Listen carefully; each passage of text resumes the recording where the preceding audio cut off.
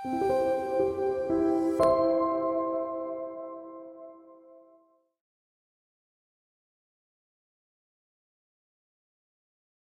교재 23과 한번 펴보시기 바랍니다. 책으로는 235쪽입니다.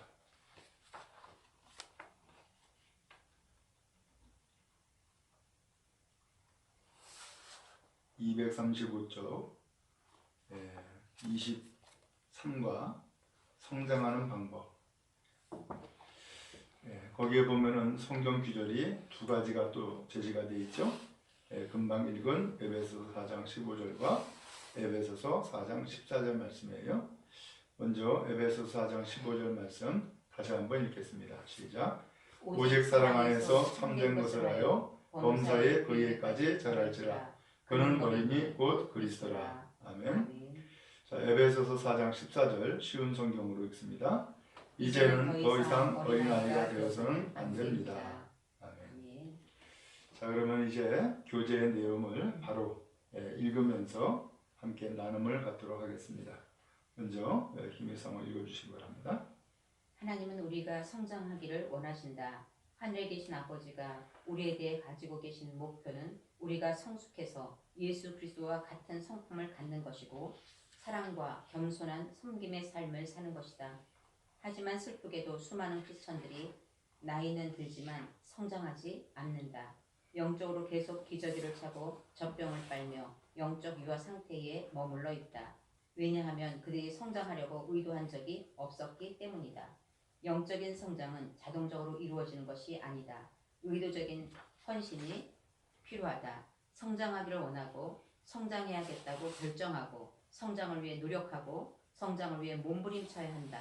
그리스도를 닮아가는 과정인 제자도는 항상 결정을 내리는 것에서 시작된다. 예수님은 우리를 부르시고 우리는 그에 반응한다. 예수께서 거기서 떠나 지나가시다가 마테라 하는 사람이 세관에 앉은 것을 보시고 이르시되 나를 쫓으라 하시니 일어나 쫓으니라. 마태복음 9장. 자, 오늘 전체적인 내용의 서론 내용이에요. 하나님은 우리가 성장하기를 원하신다라고 했어요. 당연하죠. 사람이 태어나면 성장하는 것이 정상이고 당연한 것처럼 하나님도 오늘 우리가 성장하길 원합니다. 그래서 그 다음 줄에 보니까 하늘에 계신 아버지가 우리에 대해 가지고 계신 목표는 우리가 성숙해서 예수 그리스도와 같은 성품을 갖는 것이고 사랑과 겸손한 섬김의 삶을 사는 거다 라고 표현을 했어요. 오늘 여기에서는 또 성숙이라는 단어를 썼어요. 하나님께서 우리를 향한 목표가 있어요. 오늘 우리 향한 목표는 뭐냐면 우리가 성숙해지는 거라는 거예요. 그래서 성숙해지는 것을 좀 더 구체적으로는 예수님과 같은 성품을 갖는 것이고 사랑과 겸손의 마음을 가지고 섬김의 삶을 사는 것, 바로 이것이 우리를 향한 목표라는 거예요. 그런데 아쉽게도 많은 성도들이 바로 나이는 들어가지만 신앙의 경륜은 점점 늘어나지만 성장을 하지 않는다는 거예요. 왜 그러느냐? 이유를 표현하기를 성장하려고 의도한 적이 없었다. 성장하려고 마음 먹고 그렇게 결단한 적이 없었다라는 거예요. 이게 가장 큰 이유다라고 하는 거예요. 그러면서 영적인 성장은 자동적으로 이루는 것이 아니라는 거예요. 성장을 하려고 그러면은, 영적 성장을 하려고 그러면은 의도적인 헌신, 소위 말하면 마음에 각오를 해야 된다는 거예요. 결단을 해야 된다는 거예요. 그래서 그 다음 페이지 보니까는 성장하기를 원하라는 거예요. 이게 첫 번째가 되겠죠? 그 다음에 성장해야겠다라고 결정하라는 거예요. 그 다음에 성장을 위해서 노력하라는 거예요. 그리고 성장을 위해서 몸부림치라는 거예요. 바로 그렇게 되어지면은 성장이 시작되어질 것을 표현하고 있어요. 그렇죠? 우리가 무엇인가 간절한 열망을 가지면은 그 열망이 이루어져요, 이루어지지 않아요? 이루어져요. 그렇죠? 무엇인가 강력한 목표를 가지고서 마음의 소원을 품으면 이루어진다고요. 그런 것처럼 성장도 꿈꾸라는 거예요. 성장하기를 갈망하라는 거예요. 성장하기 위해서 마음에 결정을 하라는 거예요. 성장하기 위해서 노력하라는 거예요. 성장을 위해서 몸부림치라는 거예요. 그러면 이제 이때부터 성장이 시작되어진다는 거예요. 오늘 우리가 그렇게 성장되어지기를 원하고 또 주님께서도 오늘 우리가 성장되기를 원하셔요. 자, 그러면은 그 다음에 첫 제자들 있죠? 우리 이성아 청년이 읽어주시기 바랍니다. 첫 제자들이 예수님을 따르기 결정했을 때 그들은 그 결정에 따르는 모든 것을 이해하지 못했다. 그들은 단순히 예수님의 초대에 응했다. 시작하기 위해 필요한 것은 이것뿐이다. 제자가 되겠다고 결심만 하면 된다. 우리가 결정한 헌신에 따라 우리의 삶의 모습이 결정된다. 그 헌신이 우리가 발전시킬 수도 파괴시킬 수도 있지만 그 어쩌고 결정하더라도 그것이 우리가 어떤 사람인가를 말해줄 것이다.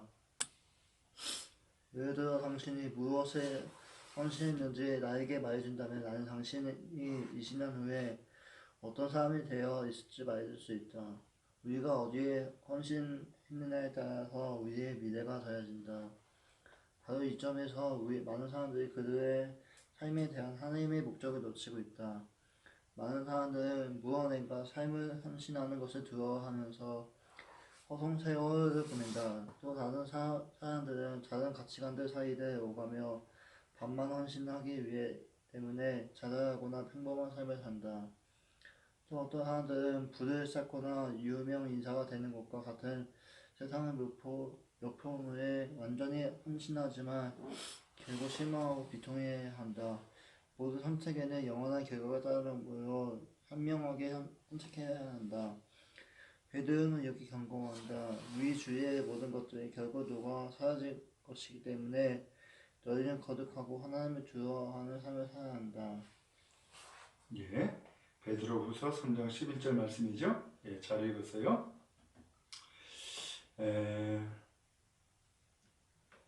처음에 제자들이 예수님을 따르기로 결정했을 때는 그것이 무엇을 의미하는지 처음에 잘 몰랐다는 거예요. 그런데도 불구하고 그 제자들은 그렇게 예수님을 따르기로 결정함으로써 어떻게 됐어요? 실제 제자의 삶을 살게 되어진 거예요. 결과적으로는 지금 이 책에서 무엇을 이야기하느냐? 바로 그 결정이 중요하다는 거예요. 처음에 예수님의 제자가 뭘까? 혹은 내가 성숙해진다는 게 뭘까? 그 의미를 다 알면 좋지만 오늘 우리 스스로가 생각할 때에 그 의미를 다 몰라요. 그럼에도 불구하고 나 예수님을 따라야겠어. 혹은 나는 정말로 변화되는 그리스도인, 성숙한 그리스도인으로 살아갈 거야 라고 결정하면은 그때부터 출발이 된다는 거예요. 그때부터 변화가 일어나기 시작한다는 거예요. 그래서 그 두 번째 문단에 보면 우리가 결정한 헌신에 따라 우리 삶의 모습이 결정된다 그랬죠? 내가 어떻게 살까? 라고 하는 것을 결정하는 순간 이제 그 모습으로 점점 변화되어 나간다는 거예요. 그러니까는 내가 어떤 삶을 살까라고 하는 것을 결정하는 것이 대단히 중요하다 라고 하는 거예요. 대단히 중요하다. 실제로 그렇죠? 우리가 경험하듯이 나 올바르게 살 거야. 그러면 올바른 삶을 위해서 그렇게 모든 것들을 다 변화시켜 나가고 바꿔 나가요. 그렇죠? 혹은 난 돈 많이 벌 거야. 그러면 돈을 많이 벌기 위해서 시간을 쓰고 방법을 짜내고 사람들을 만나고 여러 가지들을 다 준비한다고요. 그런 것처럼 중요한 것은 내가 어떠한 삶을 살 것이냐 라고 하는 것을 내가 결정하는 것이 첫 번째다. 그게 중요하다라고 하는 거예요. 그래서 오늘 이 책에서는 성장에 대해서 오늘 공부하고 있죠. 그러니까는 오늘 우리가 나는 예수를 믿는 사람으로 성장하기를 원해. 난 성장하기를 원하고 성장할 거야 라고 마음에 결정을 하면 그때부터 성장이 시작된다는 거예요. 오늘 우리가 그러한 결정을 시작할 수 있기를 바랍니다. 아멘. 그 다음에 금방 읽은 그 문단의 마지막 줄에 보면은 우리가 어디에 헌신했느냐에 따라서 우리의 미래가 달라진다는 거예요. 참 중요한 표현이죠. 내가 어디에 헌신했느냐, 여기에 헌신했다라고 하는 것은 어떠한 삶을 살기로 결정했느냐, 여기에 따라서 우리의 미래는 달라진다는 거예요. 어떠한 삶을 살기를 결정했느냐에 따라서. 그러니까 오늘 우리가 어디에 헌신하느냐, 소위 말하면 어디에다 시간을 쓰고 어디에다가 마음을 결정하고 어디에다가 참말로 내 힘을 썼느냐에 따라서 우리의 미래는 달라진다는 거예요. 자, 그러면 오른쪽 페이지 하나님의 부분과 우리의 부분, 이것은 제가 읽도록 하겠습니다. 그리스도를 닮는 것은 그리스도와 같은 선택을 하고 그 선택을 이행하는데 성령님의 도움을 의지하는 것이다. 우리가 그리스도를 닮아가겠다고 진지하게 결정하는 순간 우리는 새로운 방향으로 행동해야 한다. 옛 습관들을 버리고 새로운 습관을 개발하며 생각하는 방식을 의도적으로 변화시켜야 한다. 우리는 성령님이 이러한 변화를 도우실 것이라고 확신해도 된다. 성경은 이렇게 말한다. 그러므로 나의 사랑하는 자들아, 너희가 나 있을 때뿐 아니라 더욱 지금 나 없을 때에도 항상 복종하여 두렵고 떨림으로 너희 구원을 이루라. 너희 안에서 행하시는 이는 하나님이시니 자기의 기쁘신 뜻을 위하여 너희로 소원을 두고 행하게 하시나니. 빌립보서 2장 12절 13절 말씀. 이 구절은 영적인 성장의 두 부분을 보여주고 있는데 이루라 그리고 안에서 행하다가 그것이다. 이루라는 우리의 책임이고 안에서 행하다는 하나님의 역할이다. 영적인 성장은 우리와 성령님이 협력하여 이루는 것이다. 하나님은 영은 우리 안에서뿐 아니라 우리와 함께 일하신다. 여기서도 좀 중요한 표현을 하고 있는데 거기 한번 좀 보면은 그리스도를 닮는다 혹은 우리가 성장한다 라고 하는 것은 바로 그리스도와 같은 선택을 하는 것이고 또한 그 선택을 실천하는 거라는 거예요. 그러면은 여기에 성령님이 도와주신다는 거예요. 우리가 무엇인가 선택했고 결정했다고 해서 그러면 그것이 정말로 선택한 대로 결정한 대로 다 되느냐? 그렇지는 않지요. 근데 우리가 예수님을 닮아야겠다 혹은 우리의 믿음이 성장했다라고 마음에 결정하는 순간 하나님이 그것을 기뻐하실까요? 기뻐하지 않을까요? 당연히 기뻐하시죠. 그러니까 오늘 우리의 다짐과 우리의 결정을 성령님이 도와주시는 거예요. 그러면서 힘내라. 내가 너와 함께한다. 네가 성장하고 네가 변화되고 네가 성숙해지는 것 나도 기뻐한다. 내가 도와줄게 하면서 성령님께서 오늘 우리를 도와주시는 거예요. 그래서 오늘 우리가 이 영적 성장은 무엇이냐? 금방 읽은 그 두 번째 문단의 그 세 번째 줄에 보면은 영적 성장은 우리와 성령님이 협력하여 이루는 것이다. 찾으셨죠? 예. 영적 성장은 우리와 성령님이 협력하여 이루는 것이다. 우리의 마음만 각오만 있다고 되는 것도 아니고 성령님이 오늘 우리의 다짐에 협력해 주신다는 거예요. 그래서 성장이 이루어지는 거라는 거예요. 그러면서 하나님의 영은 우리 안에서뿐 아니라 우리와 함께 일하신다. 하나님의 영, 곧 성령은 오늘 우리 안에서도 역사하시지만 우리와 함께도 일을 하신다는 거예요. 중요한 표현이죠. 이런 것은 이번 표시를 해놓고 다시 한번 읽어도 좋을 거예요. 자, 그 다음에 우리 김사모 읽어주시기 바랍니다. 믿는 사람들을 대상으로 쓴 이 구절은 구원을 받는 방법이 아닌 성장하는 방법에 대한 것이다.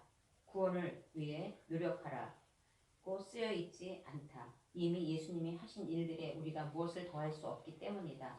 운동할 때 우리는 몸을 얻기 위해 하는 것이 아니라 몸을 발달시키기 위해 하는 것이다. 퍼즐을 맞출 때 우리는 이미 모든 조각을 가지고 있다.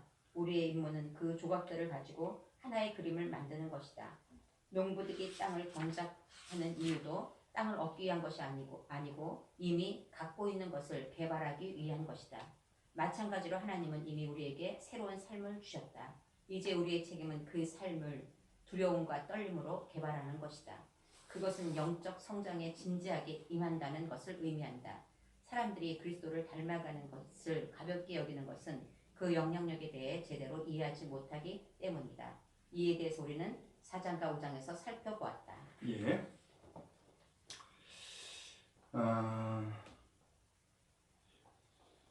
앞에서 그 빌립보서 2장 12절 13절 말씀을 거기서 제시했죠. 그러므로 나의 사랑하는 자들아 그러면서 말씀을 시작을 했어요. 근데 이 성경 구절이 누구를 대상으로 쓴 것이냐 라고 하는 거예요. 누구를 대상으로 쓴 것이냐. 그것은 이 말씀은 믿는 사람을 대상으로 쓴 거라는 거예요.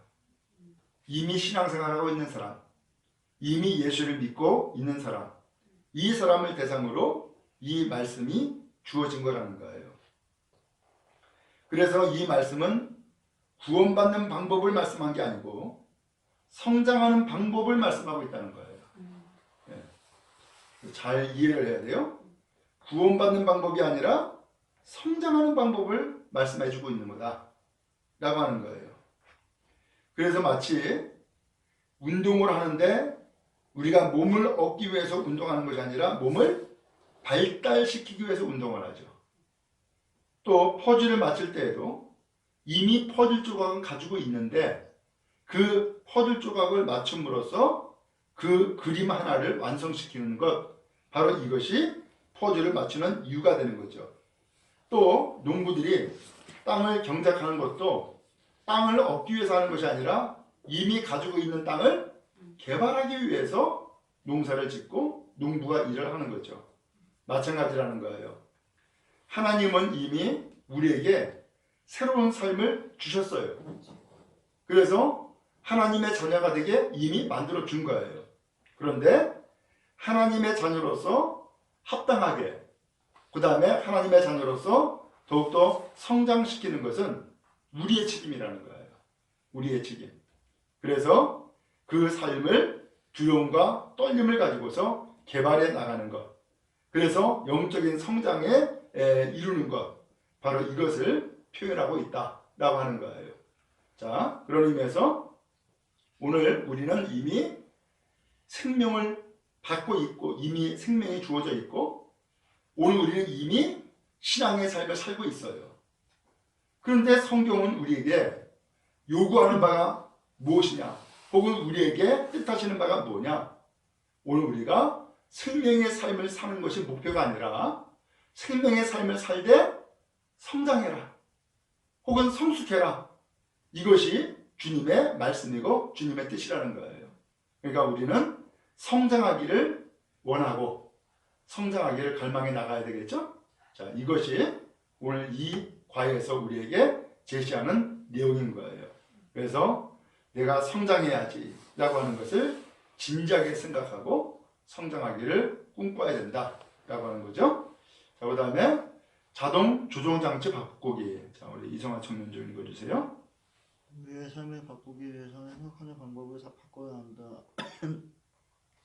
우리가 하는 모든 일 뒤에는 우리의 생각이 있다. 모든 행동에는 믿음을 따른 동기부여가 있고 모든 행위는 태도에 의해 유발한다.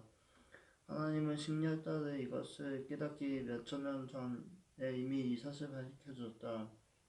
너희의 사고방식에 주의하여 너희의 삶이 생각에 의해 이루어진다. 잠언 4장 23절. 보통 호수에서 자동 조종 장치가 동쪽으로 가도록 설정되어 있는 구독 보트를 타고 있다고 상상해보다 방향을 바꿔서 서쪽으로 가겠다고 결심한다면 보트의 방향을 바꾸는 방법은 두 가지가 있다. 하나는 키를 닫고 무의적인 힘을 이용해 억지로 그 방향을 반대로 바꾸는 것이다. 의지력으로 그 장치를 버텨낼 수 있을지 모르겠지만 계속적인 저항을 느낄 것이고 결국 파임이 빠져 길을 놓치게 될 것이다. 그리고 배는 다시 오에 설정되어 있는 방향 종쪽을 향해 가게 될 것이다. 마찬가지로 우리가 우리의 삶을 의지로 바꾸려고 할 때 바로 이런 현상이 발생한다. 나는 적게 먹고 담배를 끊고 정량한 습관을 만들고 지극하는 버릇을 없앨 것이다 라고 말한다. 우리는 의지로 단기간의 변화를 가져올 수 있을지 모르지만 근본적인 문제를 해결하기 못하기 때문에 속으로는 계속 스트레스가 쌓인다. 그 단기간의 변화는 자연스럽게 느껴지지 않을 것이고 그래서 결국 다이어트를 포기하고 운동도 그만두게 된다. 그리고 바로 예전의 모습으로 돌아간다. 예, 됐어요. 거기까지요. 이제 우리의 삶을 바꿔나가야 되겠는데 이제는 성장하는 삶 그리고 변화되는 삶 그래서 오늘 우리의 삶을 바꿔나가야 되는데 삶을 바꾸기 위해서는 생각하는 방법을 바꾸라는 거예요. 생각하는 방법을. 그래서 우리가 무엇인가 일을 하는데 그 일을 하는 그 배경에는 뭐가 있냐면 우리 생각이 있다는 거예요. 그럼 우리의 생각이 먼저 있으니까 그 생각대로 우리의 삶을 살고 있는 거라는 거예요. 그러니까는 우리의 삶을 변화시키거나 우리의 삶을 바꾸기 위해서는 먼저 뭘 바꾸라는 거예요? 생각을 바꿔야 된다. 라고 하는 것이 우선이라는 거예요. 그래서 어떤 행동을 해요. 그래서 모든 행동에는 뭐가 있느냐면은 동기가 있다는 거예요. 이 행동을 내가 왜 하는지 동기가 있다는 거예요. 그 다음에 그 동기가 있을 뿐만 아니라 그 모든 행동에는 뭐가 있냐면은 내가 살아가는 삶의 태도가 있다는 거예요. 바로 여기에서 행동이 나온다는 거예요. 그래서 잠언 4장 23절에 보니까 너희의 사고방식에 주의하라. 너희의 삶이 생각에 의해서 이루어진다. 그러니까 내가 무엇을 생각하느냐 이것이 내가 살고 있는 삶이라는 거예요. 그러니까 우리가 무슨 생각을 하는가라고 하는 것이 대단히 중요하다는 거죠. 왜냐하면 이 생각에 의해서 우리는 그 생각대로 살고 있기 때문에 그러니까 생각을 잘해야 된다. 근데 이것을 호수에 있는 고속보트로 비유를 들었어요. 고속보트에게 컴퓨터로 입력을 해놨어요. 오른쪽으로 방향을 오른쪽으로 가라 혹은 동쪽으로 가라 이렇게 설정을 해놓은 거예요. 근데 보트에 타고 있는 사람이 이거 오른쪽 가는 것이 싫어. 나는 왼쪽으로 가야지 서쪽으로 가야지 라고 하면은 그 서쪽으로 가기 위해서는 뭐 해야 되느냐? 그 보트를 서쪽으로 갈 수 있도록 그 핸들을 계속해서 틀어야 될 거라는 거예요. 근데 이미 설정을 해놨기 때문에 보트는 계속해서 오른쪽으로 가려고 그러고 나는 왼쪽으로 자꾸 틀려고 그러고 그러니까는 어떤 일이 생겨요? 이 두 가지 방향에서 서로 마찰이 일어나죠. 갈등이 생기죠. 결국은 이것으로 인하여서 사람은 힘이 빠지게 될 것이고 그 다음에 그 배의 핸들을 놓치게 될 거라는 거예요.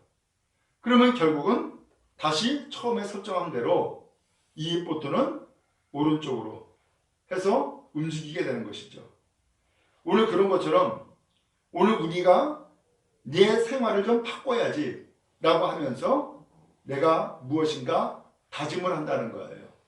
내 의지를 가지고서 노력을 한다는 거죠. 나 적게 먹어야지. 혹은 나 담배 끊어야지. 혹은 내가 정리하는 습관을 잘 들여야지. 그러면서 내가 나름대로 생각을 해요. 그리고선 노력을 한단 말이에요. 근데 그렇게 다짐을 하고 노력을 하면은 어떻게 돼요? 며칠 동안은 그게 돼. 그런데 며칠이 지나면은 그걸 다 잊어버리고 포기하게 돼요. 왜? 힘들거든. 그리고 며칠 동안 노력을 했지만 단기간에 그 결과가 나오질 않는단 말이에요. 그러니까는 포기해. 그만둬야지. 그리고서는 결국은 포기한단 말이죠. 그러면 어떻게 돼요? 이제 실패가 되는 거죠. 그래서 다이어트도 포기하게 되고 운동도 그만두게 된다는 거예요. 자, 그런데 더 쉽고 좋은 방법이 있다는 거예요. 그것을 제가 읽도록 할게요. 보다 좋고 쉬운 방법이 있다. 당신의 조종장치, 곧 당신의 사고방식을 바꿔라. 성경은 이렇게 말한다. 너희는 이 세대를 본받지 말고 오직 마음을 새롭게 함으로 변화를 받아 하나님의 선하시고 기뻐하시고 온전하실 뜻이 무엇인지 분별하도록 하라. 로마서 12장 2절. 영적인 성장으로 가는 첫 단계는 사고방식을 바꾸는 것이다. 거기에 한번 좀 밑줄을 쳐놓든지 표현을 해놓으세요. 변화는 항상 우리의 머릿속에서 먼저 일어난다. 우리의 사고방식은 느낌을 결정짓고 우리의 느낌은 행동에 영향을 미친다. 바울은 이렇게 말한다. 너희의 사고와 태도를 영적으로 새롭게 해야 한다. 에베소서 4장 23절 말씀. 그리스도와 같이 되기를 위해서는 그리스도의 사고를 가져야 한다. 신약은 이러한 정신적인 전환을 회개라고 부른다. 그리스도로는 생각을 바꾸는 것이라는 의미이다. 회개하는 것은 우리가 하나님, 자기 자신, 죄, 다른 사람들, 삶, 우리의 미래, 그리고 그 외의 모든 것에 대한 우리의 생각을 바꾸는 것을 의미한다. 예수님의 태도와 관점을 갖게 되는 것이다. 우리는 이러한 명령을 받았다. 예수 그리스도 같은 방법으로 생각하라. 빌립보서 2장 5절 말씀. 예수님과 같이 생각하는 데는 두 부분이 있다. 이렇게 사고를 전환하는 첫 부분은 성숙하지 못한 생각들을 중단하는 것인데 그 생각들은 자기 중심적이고 자기만을 위해 노력하는 생각들이다. 성경은 이렇게 말한다. 형제들아, 지혜는 아이가 되지 말고 악에는 어린아이가 되라.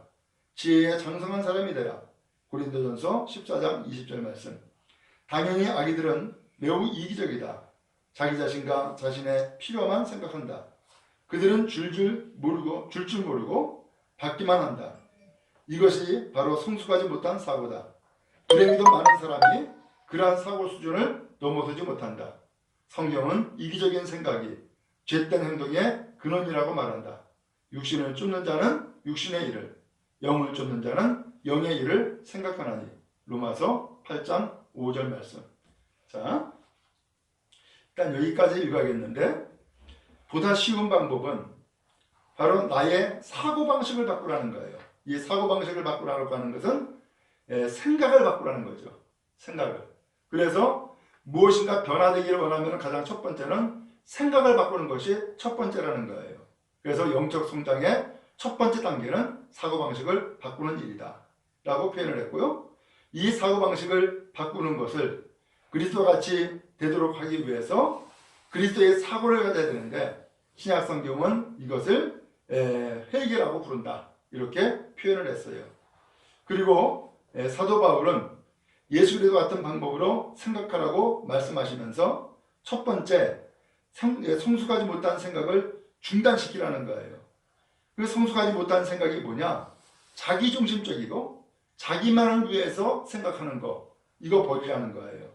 그러니까 이 자기중심적이고 자기만을 위해서 노력하는 이러한 생각, 바로 이것이 영적 어린아이의 생각이라는 거예요. 그래서 어린아이의 특징은 뭐냐? 자기만 한다는 거예요. 받을 줄만 알지 줄 줄을 모른다는 거예요. 나만 생각하지 다른 사람을 배려하거나 생각할 줄 모른다는 거예요. 이게 어린아이라는 거예요. 근데 성도들 가운데서도 그런 사람이 있다. 그러니까 어린아이의 생각을 버려라. 그리고 다른 사람, 남을 생각할 줄 알아라. 이게 성숙이다 라고 표현을 했어요. 자, 그 다음에 김일수 한번 좀 읽어주세요. 예수님과 같이 생각하는 것의 둘째 부분은 성숙한 생각을 하는 것이다. 이는 자신이 아닌 다른 사람에게 초점을 맞추며 생각하는 것이다.